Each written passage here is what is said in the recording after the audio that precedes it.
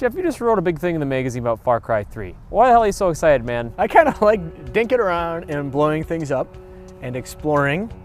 And those are two things that Far Cry 3 does really well. Did you have this little sidebar where you ran down like all the different animals that you can interact with?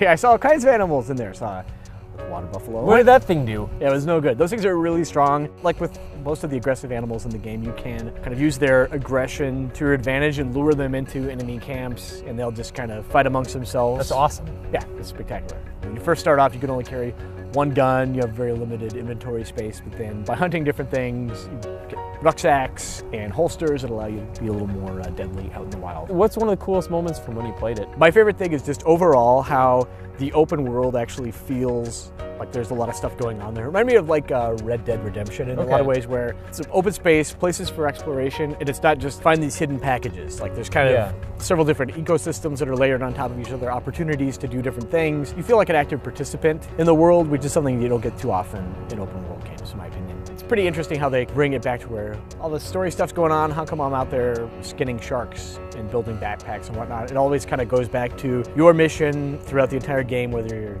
doing story missions or just dinking around on your own, is to make yourself stronger so that you're able to rescue your friends. A lot of games, you know what I mean, like between missions, you're like, I'm going to make a big pile up with cars and then just fire a bunch of rockets into it, whatever.